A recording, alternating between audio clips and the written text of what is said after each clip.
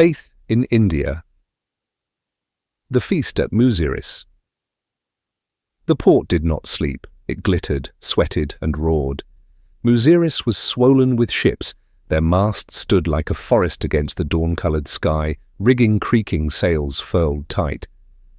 The waterline was a wall of hulls, Roman freighters stacked with amphorae, Arab dhows heavy with frankincense, Alexandrian triremes painted bright. Barges nosed in and out, thick with pepper sacks, rope, slapped wood. Men shouted in half a dozen tongues, and over it all the governor's feast thundered like a storm. The courtyard had been dressed in colour and noise. Dancers in gold-threaded saris spun to the pounding of double drums. Greek flutes pierced the night air. Torches smoked above heaps of roasted goat, dates dripping honey, pyramids of figs and pomegranates. Roman traders sweated under their togas, shouting wagers over dice. Nabatean merchants with coal-rimmed eyes bartered silk against gold weights, calling their wares imperial purple, whether they were or not. Everywhere there was motion, anklets clinking, bracelets flashing, jugs sloshing, men swearing in Greek and Tamil alike. The feast wasn't celebration, it was theatre. Trade painted in wine and spice. Varun walked among it with the practised gait of a sailor who'd been on too many unsteady decks. He wore a clean linen tunic and a belt with a bronze clasp, but his hands, scarred, rope-burned, knotted, gave him away. When men clapped him on the back, he smiled. When women pressed cups at him, he lifted them to his lips, but the wine never touched his tongue. He was there in body, not in spirit. "Varun!" someone bellowed. A broad-shouldered Greek staggered toward him, arm raised in toast. "Tell them how we wrestled the monsoon like a bull and broke its horns." The men cheered. A few stamped their feet. "Wine, Helmsman?" a server asked. He waved it off. "My head's already heavy." "Varun!" another shouted from the dice circle. "You drink like a priest of Jupiter." Laughter rolled. Varun tipped his empty cup in mock salute and slipped toward the edges of the firelight. Out on the harbour wall, the air changed. Spice and sweat gave way to tar and salt. Waves slapped the stone in steady rhythm. Angry applause that no drum could match. The lantern smoke thinned. Stars winked behind it. Varun let out a breath. His grandfather's voice filled the quiet. Hoarse, half-whispered, "The God who commands the sea." Remember his name when the deck tilts and the stars hide. He could almost feel the old man's hand on his shoulder, the scarred thumb circling the knot on a helmsman's rope. Varun had heard the tale 100 times. A Hebrew runaway, a storm black as night, sailors screaming prayers to gods they didn't believe in. And then, the sea falling silent the instant the man was hurled overboard, the storm bowing like a servant. Varun gripped the stone railing. He had seen storms. He had seen men pray to idols and cut their palms and cry to the wind. The sea never bowed. The sea laughed. And yet the story clung like tar to his bloodline. Behind him, the feast howled louder. A flute screeched high. Someone shouted about prosperity. Torches hissed as oil was poured. A goat carcass was hacked apart. Bones cracked open for marrow. A boy darted past Varun's elbow, clutching a stolen fig. His mouth burst purple, eyes wide with glee. Behind him, a vendor cursed, then gave up. Varun almost smiled. Almost. "Not hungry?" The voice was quiet, female, and so close he nearly turned with his fists raised. She stood half in shadow, the torchlight showing her sari, pomegranate red, threaded with silver at the border. A shell was caught in her braid, glinting when she moved. Her eyes were rimmed in kohl, smudged where she'd rubbed them, but her gaze was clear and watchful. "I've eaten," Varun said. "You've escaped," she replied, tilting her chin toward the feast. A smile flickered. "Noise like that steals your thoughts. You forget you had them." Varun huffed. "Thoughts don't sell pepper. Neither do hangovers." Her eyes fell to his hands, rope scars, calluses, tar stains. She nodded as if confirming a suspicion. "You steer." "I have steered," Varun said. "When the sea humours me." "The sea listens," she said, softer now. When the one who made it speaks. That stopped him. It wasn't a line from a priest or trader's boast. He turned. Who told you that? A traveller, she said. From the west. He said the sea knows its master. Varun looked back at the water. Many men from the west say many things. She shifted slightly, and the torchlight caught a small wooden shape tucked into the fold of her sari, a cross, rough, carved by an unskilled hand. She noticed his glance and covered it with her fingers. Mira, she said quickly, as if her name could buy a pocket of safety. I trade cloth, and I pray to the God who made the sea. Varun said nothing. He let the waves slap the wall. My grandfather told a story, he said at last, voice low. A Hebrew. A storm that swallowed the sky. The sailors cried out to gods they didn't know. None answered until they cried to the one they feared most. And the storm bowed, Mira said. Varun's eyes snapped to hers. Yes. Her smile was small, fierce. He has a name and a son. The torches flared behind them. Music surged. Soldiers patrolled the outer ring of the feast, spears tapping the stones, eyes scanning for conspirators. One glanced their way. Mira stepped closer to Varun, pretending to study the sea. You're carrying danger, Varun murmured. I'm carrying him, she said. The soldier's gaze lingered. Varun lifted his cup, loud now, too loud. Mira, you still haven't shown me that Roman weave you bragged about. Or must I beg? She caught on instantly, laughing, rolling her eyes. You beg poorly, Helmsman, but yes, come. The soldier moved on. Mira exhaled. Varun set down his empty cup and looked at her hard. If you want to live, hide that cross. I don't hide him, she said softly. Then, almost as an afterthought, but I'm learning caution.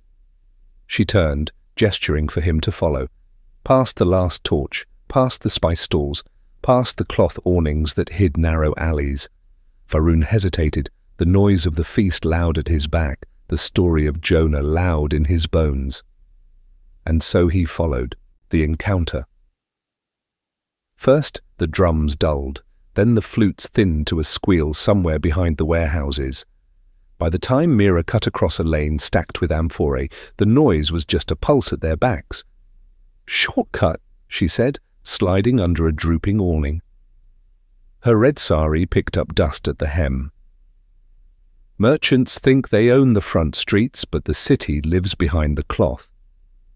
Varun followed, reading the place the way he read a deck, where a crate could snag a foot, where a rat might jump, which shadow could hold a knife.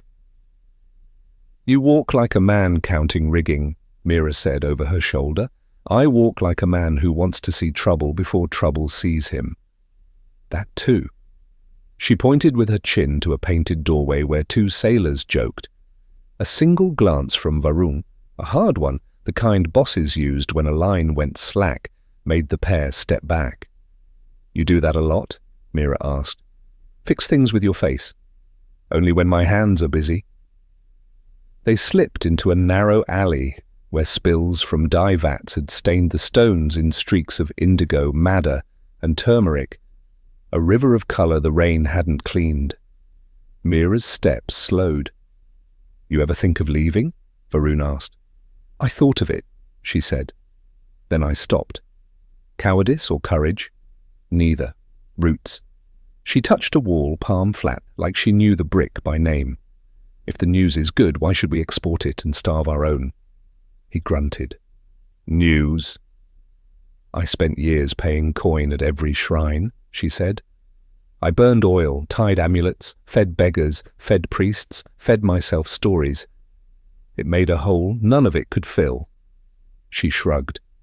Then the travellers came. The old linen man, Varun said, with shaking hands. And eyes that didn't, she added. He wasn't a priest, didn't act like one. He talked like a fisherman with bad nets and a better friend. She smiled faintly. He painted a man with words. Dust on his feet, calluses on his palms, but authority in his mouth. The kind that makes you put down what you're doing and listen. He said this man, Jesus, turned toward people everyone else walked away from, lepers, prostitutes, taxmen, like he was pulling a net from the wrong side of the boat. Varun let the name hang. It sounded odd here, in this alley that smelled of dye and smoke. What hooked you, he said, was not storms. It was a teacher. It was a voice, she said. And the way the old man told it, the voice wasn't just wind. It belonged to the one who made breath. You talk like a poet when you mean to talk straight. He told me Jesus died the way Rome says men die when they cross Rome, but then he told me he rose. I said, I don't buy tricks. He said, then ask him yourself. He said if I went to the water and called on his name, I'd come up new. I laughed in his face, but I went to the river anyway. Because you were scared of being wrong, Varun guessed. Because I was scared of being right and staying the same. A drunk staggered into the lane ahead, saw them, made a lewd joke out of habit, and veered away. A dog nosed a heap of rope scrap, found nothing, and moved on. She flicked water from her wrist. I went at dawn. No music, no priests. A woman from the spice market and a man who mends nets walked me out until the mud sucked at my ankles. The old traveller's friend read a line from a scroll. Then they pushed me under. Varun pictured it without wanting to. The plunge, the noise in the skull, the instant where the body insists it will never breathe again. When I came up, she said, the world wasn't softer. It was sharper.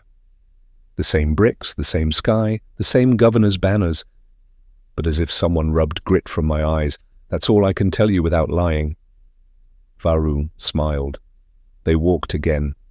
Somewhere a cat yowled.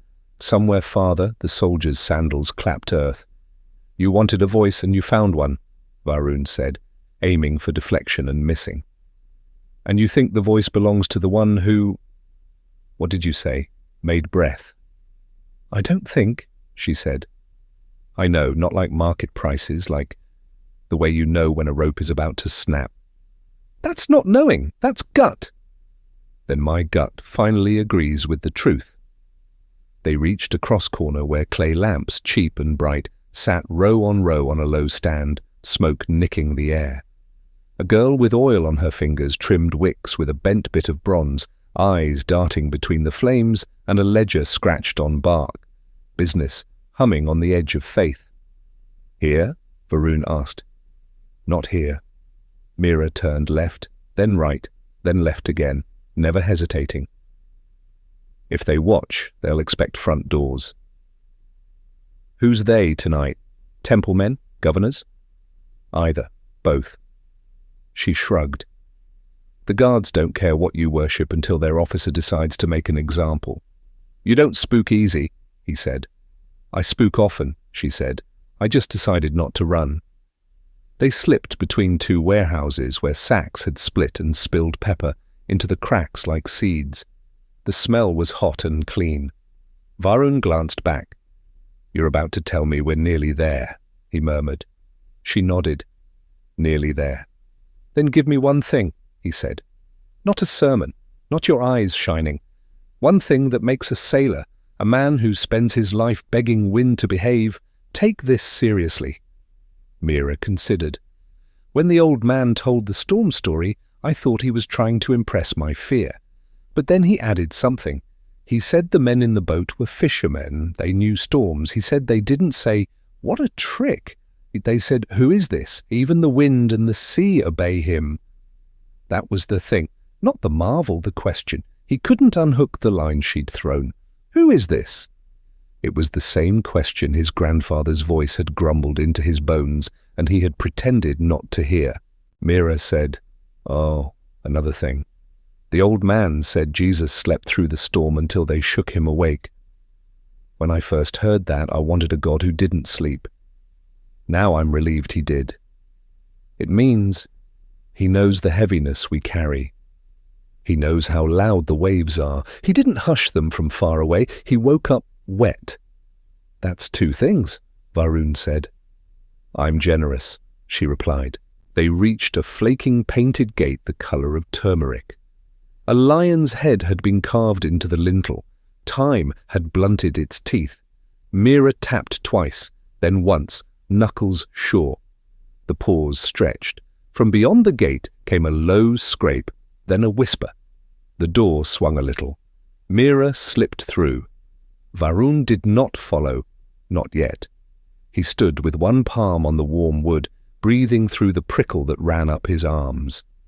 "Varun," Mira said softly from the dark, "your storm is quieter in here." He stepped in. A narrow passage bent twice and opened into a courtyard no bigger than a good cabin. Clay lamps hung from nails. A fig tree pushed up through a broken flagstone, its leaves oiled by lamp smoke. 6 people sat on mats, the boy with the steady hands from the feast, a woman with henna faded on her palms, a man with a scar that divided his scalp like a seam, an old fellow whose knees had gone sideways with age, a seamstress by the look of the needles in a jar beside her, and a merchant in a good tunic gone shiny at the elbows. No priests, no pillars, no altar, just a rolled scroll and a bowl. The scarred man looked up. His face arranged itself into welcome without surprise. "Friend," he said in Greek, the local accent thick. "Sit, listen." Varun stood with his back to the wall and didn't sit. Habit, and the last sliver of caution. The lamps threw a sure light, no niches for spies, no second door to spring through. Mira took a place near the end, leaving a space beside her that said she expected him to fill it. He didn't, not yet. The man with the scar unrolled the scroll and began to read, the words flat at first, then gathering rhythm. "And there arose a great storm of wind," he said, "and the waves beat into the ship, so that it was now full." The boy's breath hitched, quiet in the corner. The old man's eyes closed, lashes thin as fish bones. And he was in the hinder part of the ship, asleep on a pillow. Mira pressed her palms together once, then let them fall. "And they awake him, and say unto him, Master, carest thou not that we perish?" Varun felt the old reflex, the one that snarls when landfolk talk weather like theatre. But the words did not dress the sea in fancy, they named it right. Waves beating, boat taking on water, men asking if someone stronger cared. He had stood in a squall like that, screaming in his chest without sound in his mouth. And he arose and rebuked the wind, the reader said, voice steady now, and said unto the sea, Peace, be still. And the wind ceased, and there was a great calm. The courtyard didn't move. A drop of oil slid down a lamp's side. He said unto them, the reader went on, Why are ye so fearful? How is it that ye have no faith? And they feared exceedingly, and said one to another, What manner of man is this, that even the wind and the sea obey him? Silence held. Not pious, not heavy. Working silence, the kind a crew has after a near capsize, counting breaths until they trust the deck again. Varun realized his hands were open, not fists. He hadn't told them to do that. The scarred man rolled the scroll with care and set it on his knees. We'll speak after, he said, smiling apologetically at the seamstress, as if his reading had been clumsy. He nodded toward the bowl. First we remember. The old man broke the bread with thick fingers, tore it into pieces that came away ragged. He passed them hand to hand. When the piece reached Varun, he stared at it. It wasn't special, coarse grain, oven blistered too hot. Mira didn't look at him, she looked at the bowl as if the looking was a practice. Varun didn't eat, he didn't refuse. He kept the bread in his palm and let its weight sit on the rope scars. From the lane, boot steps echoed, sharp, measured, the sound of men looking for a place to plant a spear. Heads lifted, the boys swallowed. The seamstress lowered the lamp's wick with one practiced turn, reducing the courtyard to an intimate glow.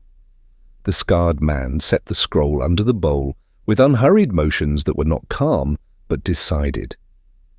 The boots stopped outside the gate. Varun's gaze went to the lion on the lintel in his mind, counting cracks, judging how easily a spear might push through the wood. He measured the distance to the wall.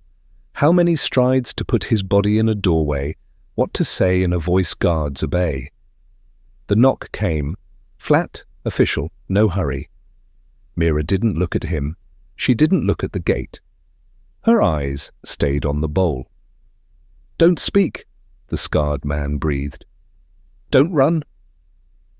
Varun felt the old wheel turn in his chest, the one that decides when to take a wave head-on and when to quarter it.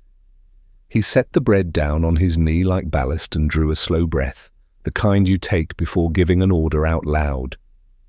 The knock came again, harder. Mira's fingers touched his, quick, a spark, and gone. "Peace," she whispered. It wasn't a prayer to the guards, it wasn't a spell, it was the word she carried like a knife that wasn't a weapon. Varun nodded once, barely. He didn't know yet whether he believed the stories. He did know a storm when he was inside one, and that sometimes you ride it by standing your ground and using your voice. He stood. The gate latch scraped. Varun stepped toward it, and the whole courtyard held its breath. The dangerous word. 2 guards stood in the lane, their bronze catching lamp glow. Their spears tilted down but ready. Sweat streaked their brows. Their mouths were tight.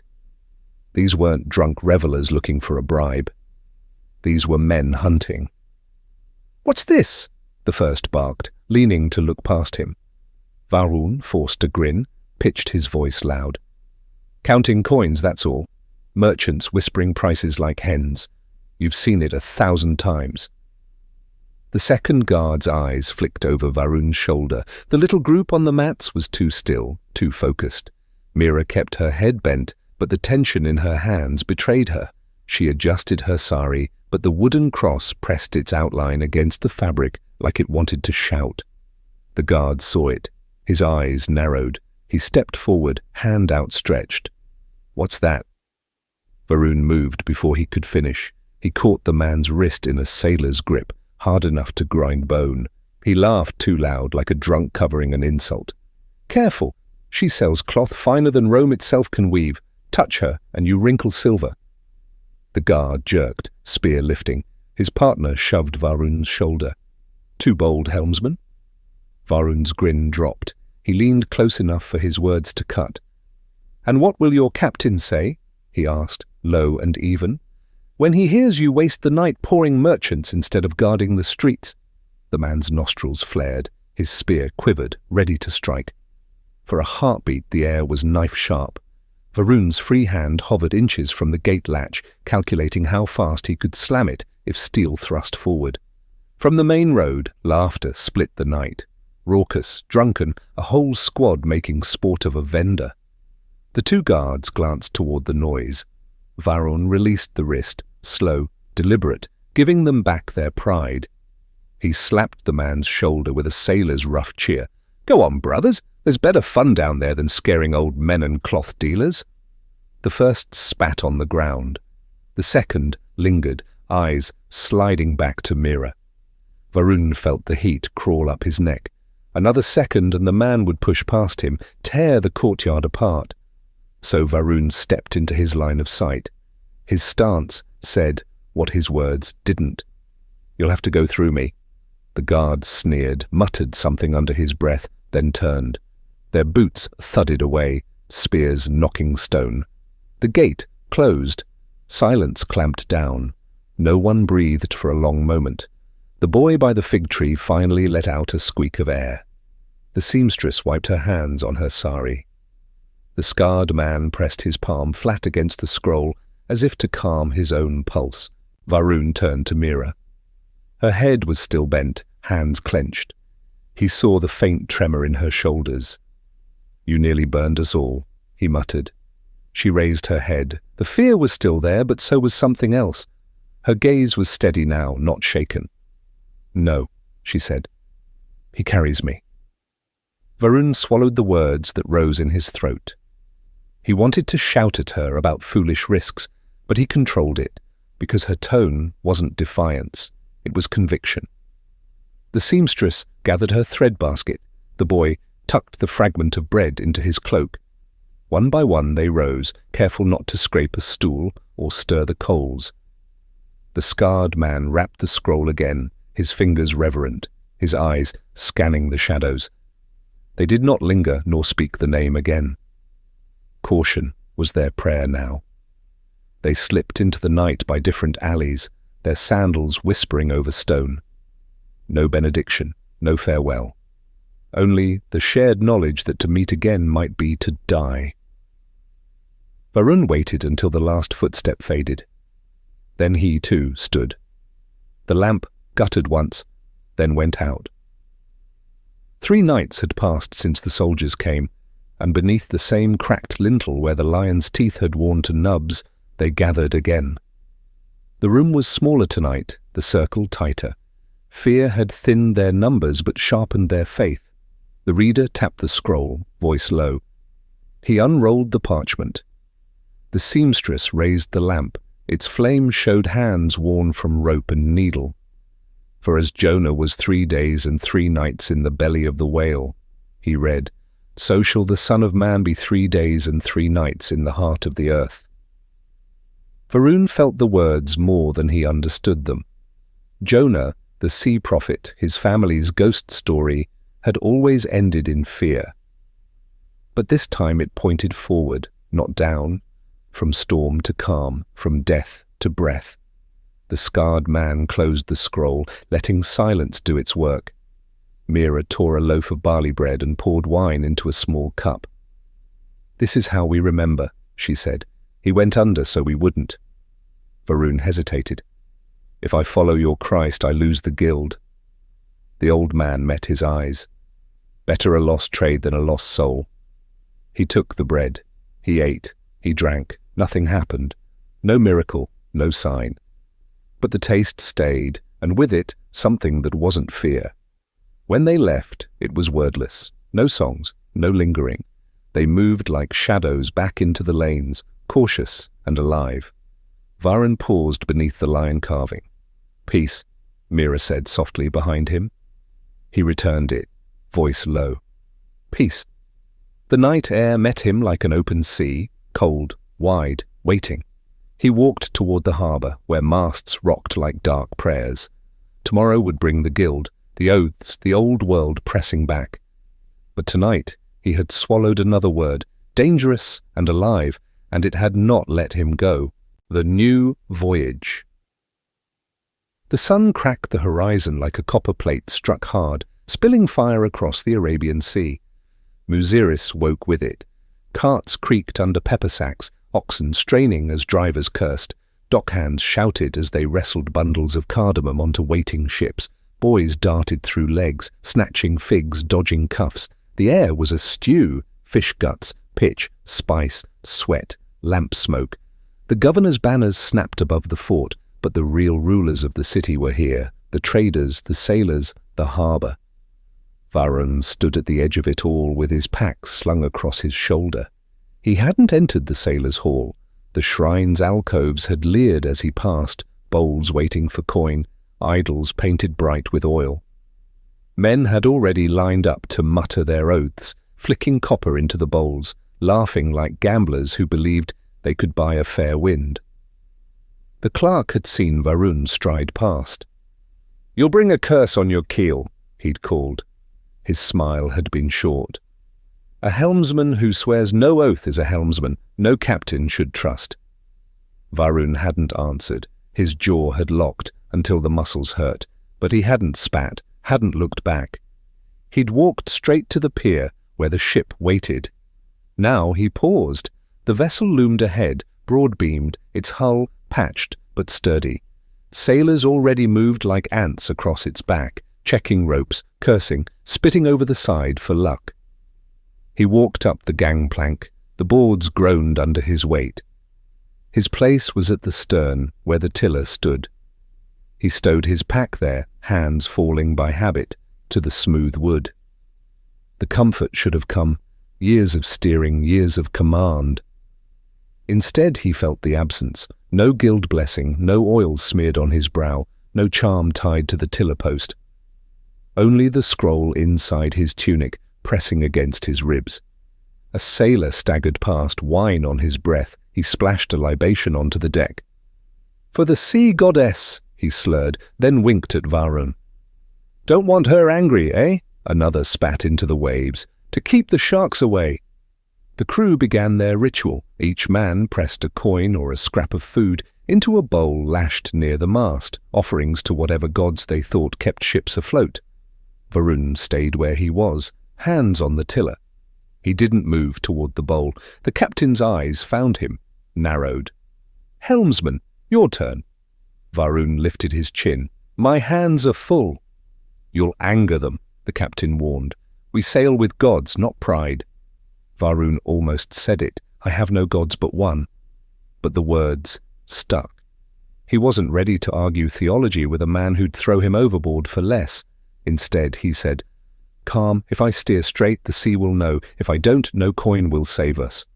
The captain muttered, but moved on. A few sailors spat sideways, muttering about cursed voyages. Varun kept his eyes on the horizon.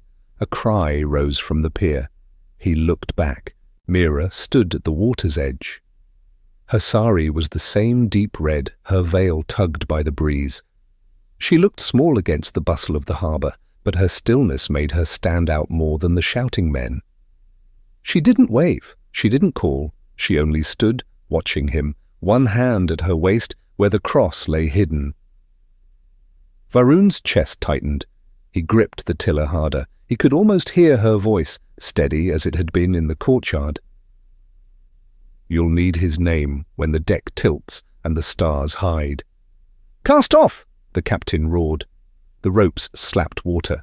The ship shuddered into motion, creaking as the current caught its flank. Sailors shouted curses and prayers in the same breath. Varun kept his eyes fixed forward, but the image of Mira on the pier seared itself into him. A woman small in the world's eyes, but strong enough to face guards with a cross under her sari. Strong enough to hand him bread and dare him to speak a name out loud. The ship cleared the quay. The sails cracked open, snapping like whips as the wind filled them. The bow lifted over the first swell, spray washing the deck. The crew cheered. Varun whispered, lips barely moving, "Jesus!" The word steadied his hands. The coastline slid by in green swaths, dotted with fishing villages and coconut palms. The sea glittered like hammered bronze. Men dozed in the shade of sails, chewing dates, spitting pits into the foam. But the calm never lasted in monsoon season. By late afternoon, clouds gathered like bruises across the horizon. The air thickened. The wind shifted, irregular. Old sailors muttered, hands moving in nervous gestures. One threw more wine on the deck. Another pressed an amulet to his lips. The captain barked orders. "Reef the sail! Lash the jars! Oars ready!"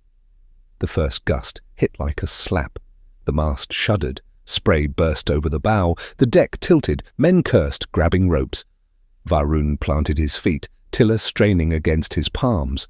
The storm rolled over them fast. Sky gone black. Rain knifing sideways. Sea boiling with whitecaps. "Gods preserve us!" a sailor screamed.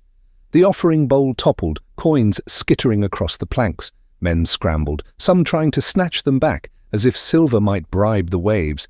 Varun heard none of it, his ears filled with his grandfather's voice. The storm bowed. He heard Mira's whisper, "Peace."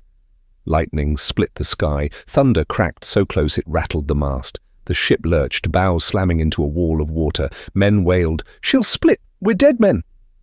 Varun bared his teeth against the rain. He tightened his grip on the tiller, every muscle straining. And he spoke, not to the men, not to the sea, but to the one he had named only in whispers. "Jesus," he said, louder this time. "Jesus, keep us!" The words cut through the roar. A sailor nearby snapped his head toward him, eyes wide. "Blasphemy," another shouted. Varun didn't argue. He said it again, louder, voiced like command across a deck. "Jesus, peace, be still." For a moment the storm only raged harder, as if mocking him. A wave crashed so high it doused the stern, soaking him to the bone. He almost faltered. Then, like a hand pulling taut rope, the wind shifted, The bow rose, caught the swell, steadied. The sail, half reefed, filled without tearing. The tiller stopped jerking like a mad beast. The storm wasn't gone, but it wasn't master anymore. The sailors stared, disbelief cutting through terror. One crossed himself, another spat over the side, confused. The captain's jaw worked, but he said nothing. Varun kept his hands firm. His lips shaped the word again, steady this time. Peace. The sea rolled on, but the ship held. By nightfall the storm had passed. The sky cleared, stars scattering like coins across black water. The crew sagged where they stood, too tired even to speak. Varun stayed at the tiller. His arms ached, but he didn't release it. His tunic clung heavy with salt and rain, and under it the scroll pressed against his ribs like a brand. He looked at the horizon, calm now, and whispered once more, not in desperation but in trust. Jesus. No miracle followed, no lightning, no sudden calm, just the steady slap of waves against the hull, the creak of ropes, and the night air cool against his face. It was enough. Behind him in the dark, a sailor muttered, "The helmsman's God listens." Another hushed him, fearful. But the words had been spoken. They would travel farther than any cargo. Varun had left the guild, left the idols, left the feast. He had stepped into danger he couldn't yet measure. But he had also stepped into peace the sea itself couldn't give. The voyage stretched ahead, long and uncertain, but the helmsman carried more than spices now. He carried flame. Epilogue. The whisper of the helmsman. Time has a way of sanding names down until they blur, but not all names vanish. Some survive not in books or marble, but in the mouths of men who live where ink never reaches. So it was with the helmsman of Muziris. At first, the story was small. Dockhands muttered that Varun had walked past the guild shrine without bowing. The clerk laughed. No captain would risk a voyage with such a man. But when the monsoon broke late that year, and 3 ships foundered, Varun's vessel limped home with its cargo dry and its crew alive. The harbour fell silent. And silence is where stories begin. Words spread like spilled oil. A Roman factor in Alexandria told of an Indian helmsman who carried no idol, yet brought ships back safe. A Nabatean merchant swore the man whispered a name into the storm, and the sea obeyed. By the next decade, the tale had crossed the Arabian coast and drifted inland with spice caravans. Sailors in Petra, Palmyra, and Ayla repeated it like a proverb. There is an Indian who sails without gods, and yet the waves obey him. In Kerala, some said he vanished into the backwaters, gathering families to break bread by lamplight. Others swore he sailed west again, bearing a message more precious than pepper. Ethiopian boatmen claimed he spoke of Jonah's God and his son. Each port reshaped him, some said drowned, some grey-haired and teaching, but all agreed the sea had listened. The guild struck his name from its rolls, helmsman dismissed for impiety. They meant it as warning. It became a mark of truth. Mira endured in the city by the lion gate, hair silvering, faith unbent. She sold cloth by day, opened her door by night, and told any who asked, "The sea knows its master, call his name." Mothers brought sick children. Sailors came with fear they couldn't drink away. Some believed, some didn't. But all remembered. A generation passed. By then Thomas's name was being spoken in India's villages, and people said, "We heard of this before. The man who said Jonah's God and Jesus were one." The facts blurred, but the current carried. Centuries rolled and kingdoms split, but sailors still whispered the same word when idols failed and offerings sank. Not carved, not preached, just spoken, salt-lipped, in the dark. Jesus. The end.